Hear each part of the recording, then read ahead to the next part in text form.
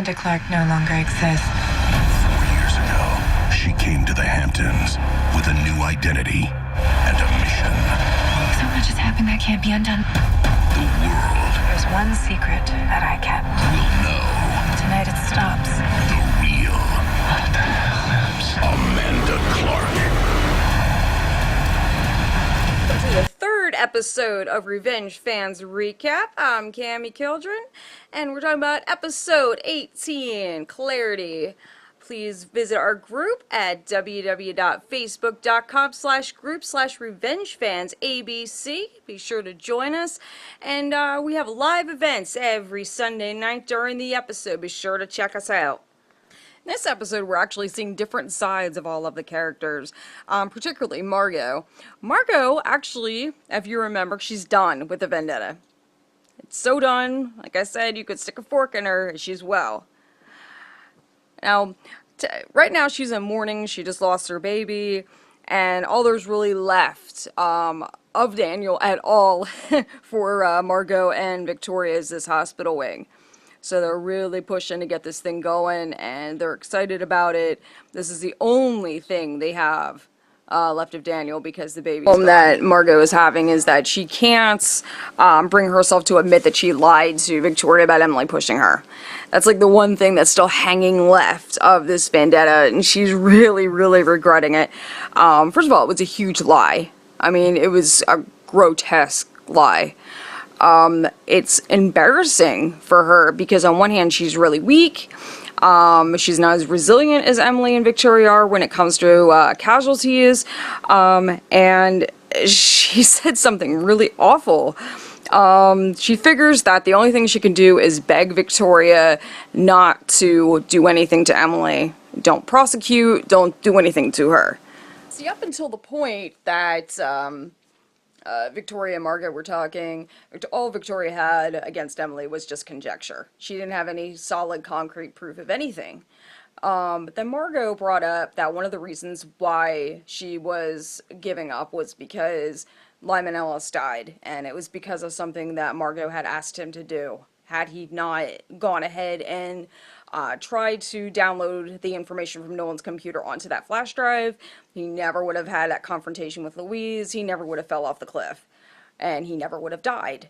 The only thing that Victoria got out of that was, hey, there's a flash drive with information from Nolan's computer on it, and she's got to figure out how to get her hands on it, because that is the one thing that will turn all that conjecture into real concrete evidence that she can get Emily with. Nolan proves one more time how absolutely relentless he is about this vendetta. He comes to Margot and he tells her that he was able to contact White Gold about the Emily Thorne situation, as they've been calling it, and Margot tells him for the 5th time, I don't want to do this anymore. And James thinks that the baby's death had clouded her quote-unquote better judgment. Margot says that since James won't talk to White Gold and stop her from coming, then she'll wait till White Gold comes and she'll talk to her herself and tell her that she doesn't want to do this anymore. Give it up, James. Okay? It's the 5th time that the woman said she doesn't want to do this anymore. What kind of stake do you have in this that you're continuously badgering this woman to clear Daniel's name and make the Le Marchal name better for this? I mean, the child isn't even there anymore. What is it exactly that is stopping you? Before, I was thinking that it had to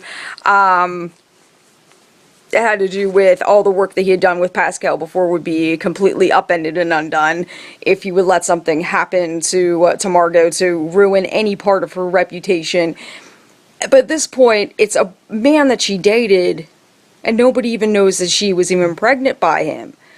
This wasn't public information, so what is it that he continuously still wants to go after Emily Thorne?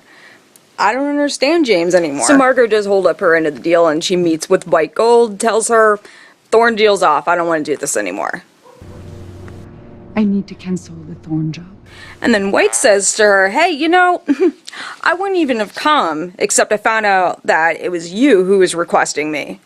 and I really, really respect you. And as for the whole deal with you know, you and your upsetness and your passion and everything, you shouldn't be embarrassed by that. You should own it. But when I found out who he was working for, how could I say no? I love a kick-ass, powerful kind of And then girl. White said, look, I could go after you because you know my real identity. And because of that, you know, you could be in serious trouble if anybody finds out who I am. So, fine. But I still have one issue. You know my real identity. And since my anonymity is important to me, you and I have a problem. And Margot informs her she has nothing left to lose. At this point, it's just her soul that's left, and she's not ready to give that up. That's a very heavy statement, because that's true. That's the only casualty that Margot hasn't experienced yet. She hasn't lost herself.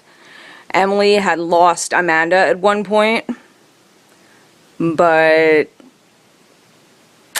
Margot hasn't lost that little bit inside of her that Daniel cared for. You're risking your life to save your enemies? I have nothing left to lose but my soul. And I'm not willing to give that up just yet. So as I mentioned before, the only thing that Victoria has left of Daniel is the Daniel Grayson wing. She goes to a board meeting and finds out that even though the vote went through, they're going to shoot down the idea of naming the wing for him anyway, because they've already received really bad publicity. The hospital received bad publicity because they're having something named after a guy who died assaulting his wife. And they don't want to have to deal with the repercussions of that. Victoria's like, hold on, I have La Marchal Media behind me. I can have them write all kinds of things to rebuke this story. It's really not that big of a deal. And Alexander said he didn't want to take that risk. And it was so bad. Emily even stood up and said, look, hey, I'm not a victim, and I move that the board reconsider. That didn't impress Victoria at all. All understand the gravity of this matter. Well, I've seen these. They should have no bearing on tomorrow's gala. The board's decision to name the new research wing in your son's honor was predicated on our ability to manage the publicity. Well, silly me. And I thought it was predicated on my $40 million donation. Women's groups say we're rewarding a violent man. High-profile researchers are pulling out. The board had no choice. There won't be a Daniel Grayson research wing at this hospital. I have the full support of Le Marchal Media behind me, and I can rebut this trash in 2 hours, since I believe that the events surrounding my son's death have been highly exaggerated. The board isn't comfortable with this victim shaming, Victoria. I'm no victim. I voted in support of the wing because I have forgiven Daniel. He shouldn't be judged for the last 15 minutes of his life.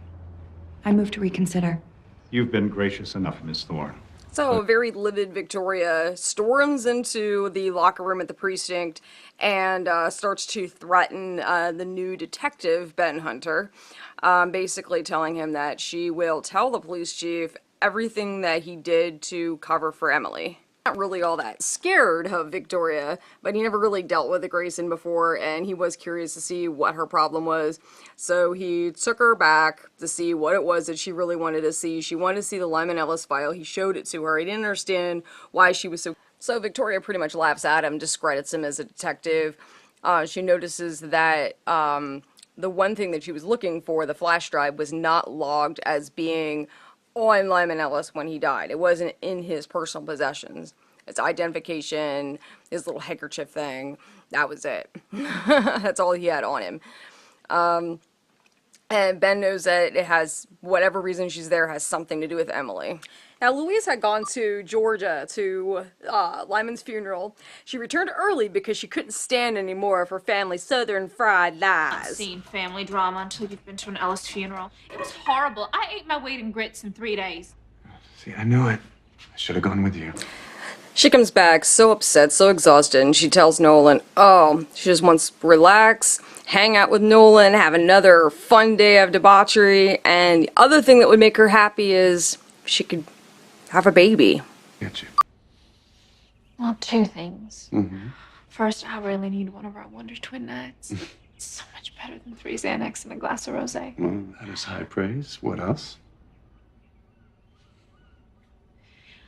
I want a baby. Some people are like, whoa, hold up. Why would Louise want a baby with Nolan? She wants to adopt a child, and she wants to give this child everything that her and Nolan did not have in their childhood. Both of them had horrible childhoods, and she wants to make up for it with a child. She doesn't have a real family, and this is her opportunity for a real family. And I don't think Nolan quite understands that that's what she's looking for.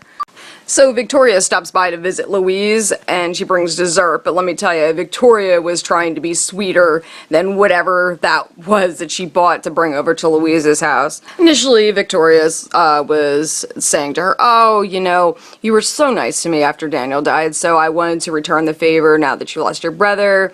And right away, she starts pumping Louise for information about Lyman's death, and Louise says, hold up. You're not here because you're trying to be nice or empathetic or anything like that. You're here because you want that flash drive. Get out. Before Victoria leaves, she says basically, you're putting all your faith in the wrong people.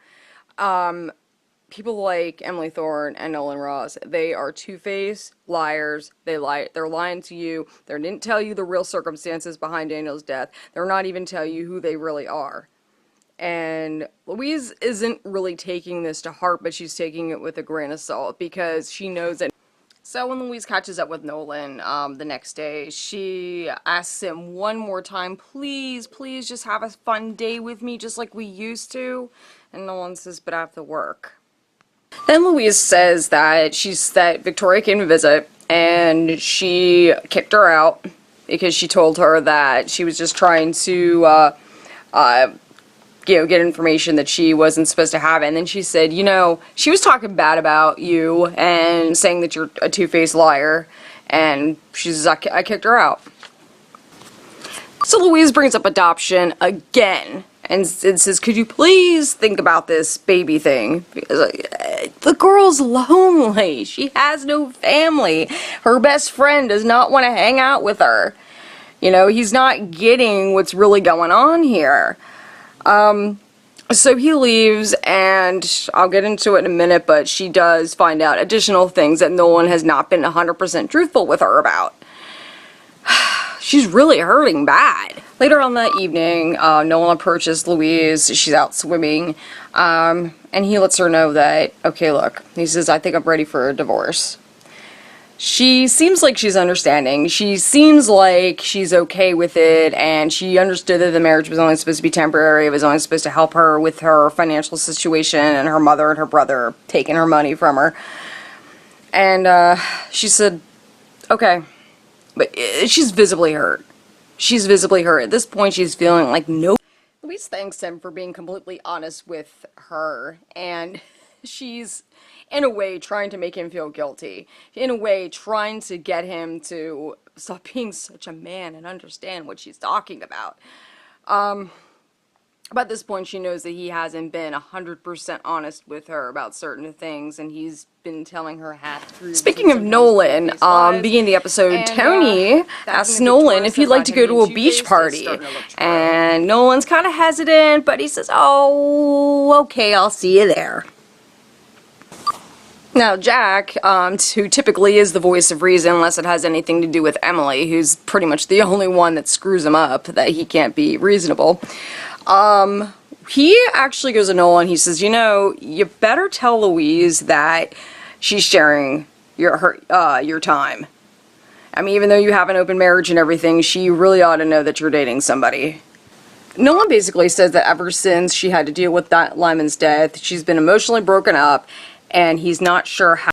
Let's get something straight here. Nolan is not meaning that he thinks that Louise is crazy. When he says emotionally unstable, he means that she's having a hard time dealing with all the things that are going on with her brother's death, and rightfully so, because she feels that she's somewhat semi-responsible for it. You know, she's broken up. He's not sure how she's going to react. She has not been quote-unquote crazy, except for when she was taking Lariam. That was the only time that she was nuts, ever. Jack basically says, look, Nolan, I get it, but you also have to understand that I understand firsthand what it's like to be left in the dark. You don't want to leave the girl left in the dark. And Nolan brings up, oh yeah, speaking of Emily, because Emily didn't tell him who she was right away. The thing of it is, Nolan should know better. Doesn't he understand every single woman that is out of the loop in Southampton flips out? I mean, come on, Emily left Ashley out of the loop. Ashley totally turned on her in the middle of the first season and flipped out on her about being left out of the loop. And then she goes rogue and starts doing things to try to become some kind of society leech. You know, they don't tell anything to Charlotte. Charlotte is bounced back and forth like a little pawn between her mother and her sister all the time. Charlotte was always complaining that, you know, that she was out of the loop all the time, you know, complaining about it to the point that some people got sick and tired and listened to her whine, but that's what she was upset about. Then you have Margot, same thing. No one ever tell her anything, so she starts taking it out on Emily. You know, you think by now no one would know that it's time to start telling people the truth if you want them to trust you and be on your team. But Nolan doesn't tell Louise anything, and he goes ahead and goes to Tony's beach party. Seems to be having a really great time there. Seemed that the phone rang, and Nolan saw that it was Louise, and he really didn't know what to say to her. I mean, he didn't tell her he was going to the party. He didn't tell her anything about Tony. So Nolan calls Louise's voicemail. She's all still on the phone, so he knows it was going to go directly to voicemail. Leaves her a message, tells her that he's at the club late. Totally lies to her. Tony overhears it, and it does not look good for Nolan at all. Now, Tony is so fed up with Nolan's half-truths, just like Louise is fed up with Nolan's half-truths, that Tony finally says, you know what? I don't want to be the other man. I don't know what kind of marriage you're trying to claim that you have, but there's no way that, you know, somebody who says that they have an open marriage are going to lie to their spouse. So obviously something's going on that you're not telling me. Until you haven't gotten to Emily's plan yet, but Nolan and Jack exchange equal thoughts on it being a bad idea. Jack says that there's no win to Daniel's name being, and Nolan compares that rock and a hard place that Jack was talking about to his marriage to Louise. Explains to Jack that Tony dumped him, but that's not really the problem. The problem is he just doesn't want to be married anymore. He doesn't want to talk to Louise about ending the marriage because she's been lonely and needy and sad and really devastated since Lyman's death, and she's really not in a good place right now. So he doesn't feel right. Now, Louise cares for Nolan so much that she let Lyman fall. At least she feels that way. I mean, we all saw her reach for him, and she feels like she let him fall. She really wants a family, and and Louise is kind of an emotional mess right now, and Nolan feels like he's preventing her from having, the kind of family she deserves with somebody who wants to take that step with her.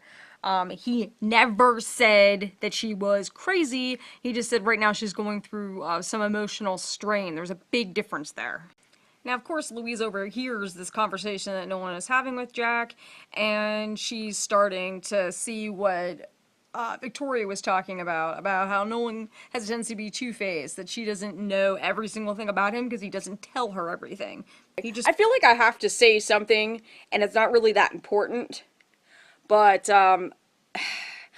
Nolan is not gay, okay? He said in the first season, he was talking to Tyler. He told Tyler that he considers himself to be sexually ambiguous and that he scores about a 3 on the Kinsey scale. Okay, the reason why we felt the need to bring this up, even though it's not really that big of a deal, is because every single time somebody mentions how cute Nolan and Louise look together, how it would have been great if they could have worked out some kind of relationship, how Nolan said a couple episodes ago that he's absolutely attracted to her, he thinks she's so beautiful. People kept saying, well, how is that possible because of his sexuality? Look, Nolan actually also says he does not believe in labels. Even though he falls in the Kinsey scale as bisexual, he does not believe in labels. If you don't know anything about the Kinsey scale, it actually goes up to a 6. Okay, a 3 would be somebody who's equally attracted to men and women. Okay, so now that we have that cleared up, I don't want to hear about it anymore. Because it's really not a necessary topic, and I don't think we really need to talk about it that much. Now I'm going to get to the meat of everything, Emily and her plan. David was checking up on her in the beginning of the episode. Apparently he was doing that a lot ever since Margot lost her baby. Meanwhile, Emily is still showing signs of Amanda, that compassionate girl deserving of worthy of love. And at the same time, Ben enters and he talks about how he's making detective and how he can't wait for Emily to hang out with him and his brother tonight. David is the very first one to tell Emily not to clear Daniel's name. She has this great plan for clearing his name by coming up with another lie. He says, don't do it. He says, the only reason that you want to do this is because you feel guilty about what happened to Margot. And Emily basically says, you didn't know Margot before all this happened. She actually used to be a really great person. And that's what we all have to remember. Margot's not a bad woman. So Emily meets up with Jack and she says, I want you to go to the gala with me. She says, I'll go to Ben's thing later. I need you to go to this gala with me and I want to clear Daniel's name. And she tells him exactly how she wants to do it with this new lie. At this point, Jack says he'll think it over. It's really, really bad for him to have to recant his story. He can get into a lot of trouble. He said, you know what, I'll think it over. And the only reason he would even think it over is because Emily's asking him to do it. Now, Stevie overhears and she absolutely forbids it. She is sick and tired of Emily always dragging Jack in the middle of everything, and last time she put Carl at risk. And she says, you know what, it's not happening again, and Emily will stay away from Jack if she has anything to say about it. I gotta think about it. I don't. Over my dead body. Stevie says to Jack that if she follows through with Emily's plan, that here's a possibility that the police could start digging and he could be charged with obstruction of justice and murder. And again, she doesn't want Carl dragged into the whole thing. And she feels that he's only considering this at all because Emily asked him to do it, and I totally agree with her. Let's play this out. You corroborate Emily's story. Police could start kicking over cans, and you go down for obstruction of justice and murder, which is a capital offense since she was an FBI agent. He was pointing a gun at me. Exactly what you should have said that night. But that self-defense ship has sailed. What about Carl? Emily went to Ben's barbecue with him and his brother Kevin, and Kevin was talking about Ben's past and everything, and he asked Emily about her parents, and she gave him the Emily Thorne story instead of the Amanda Clark version of where her parents are. I bet you had your dad wrapped around your finger just like my little girl does. We're close. I mean, we were close. I lost my parents when I was young. They died in a car crash. Oh. I'm sorry to hear that. Jack arrives and Kevin gets the total wrong idea, but Jack is just there to tell Emily that he is the third person to tell her not to do this Daniel Grayson name clearing thing. He says he will not help her with it. So Emily goes to Nolan, tells Nolan about her idea, and he is the fourth person to tell her, no, don't do this. He totally flips out at her. It's Jack to help me clear Daniel's name. He said no. Whoa. Slow down. Why would you want to open that can of Grayson worms? Basically, she went to Nolan and told Nolan about the whole thing because she thought that since Jack won't help her, then Nolan could somehow erase history and make it so that it's not on record anywhere that Jack was even at the scene. To erase Jack from the narrative. Can you help me? Nolan says even if he could do that, go in there and pull any record of Jack being there, it wouldn't really matter anyway because it wouldn't change what people already know, and he can't change what people already know inside their minds rather than what's on the computers. And he says to Emily that she should just forget the whole thing and just enjoy I have being many skills, but I can't manipulate what people have heard. Yet. So Stevie goes to David, tells David that she doesn't want Emily anywhere around Jack, and that anytime that Jack involves himself in one of Emily's schemes, it's always reckless. And this whole thing with this Daniel clearing thing is totally reckless. And David says to her, look, I didn't want her to do it either, but my hands are tied. I can't tell her what to do. At this point, David says, tries to defend everything. He says that Stevie doesn't know anything about his relationship with Emily. She crosses a line. She says, look, everything that has happened with Emily is David's fault because instead of choosing to do the right thing, he had an affair with Conrad's wife, which caused Conrad to choose David as being the one to be the patsy for Flight 197.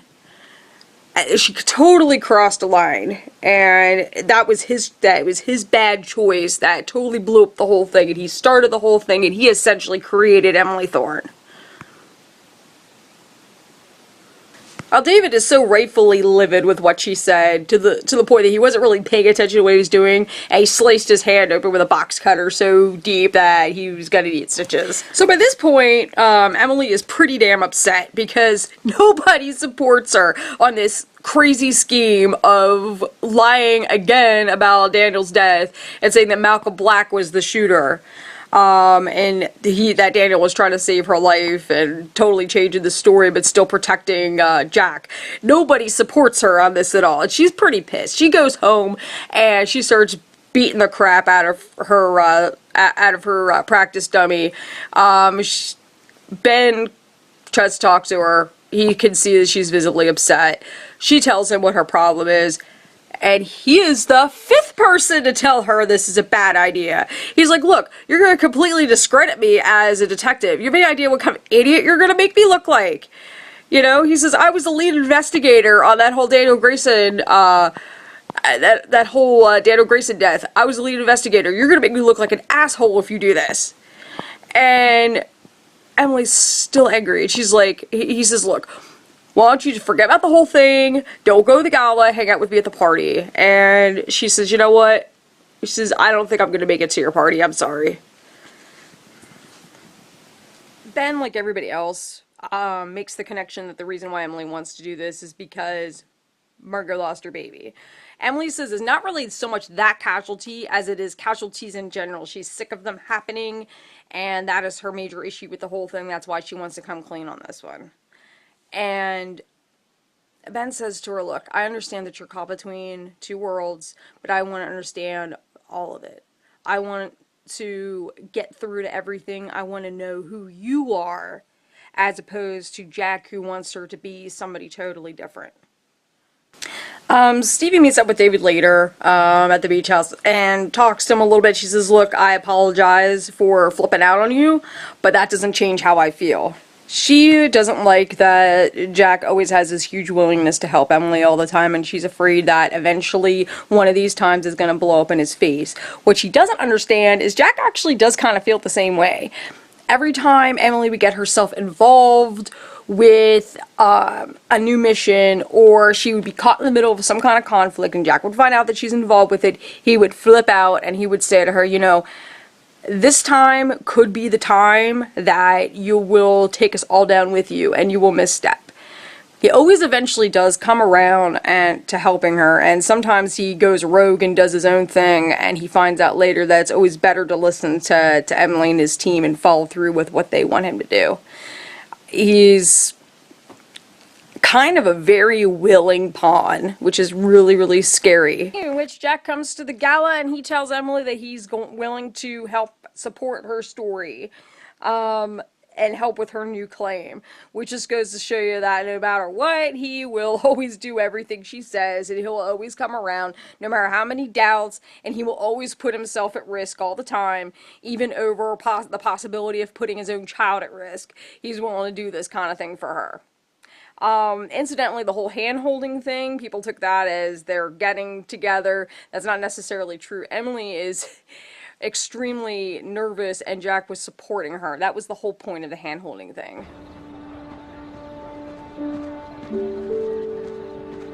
You look beautiful.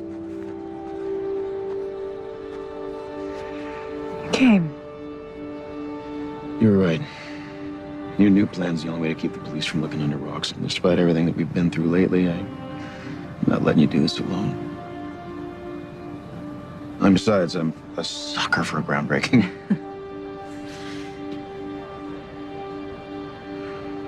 I'm ready. Are you?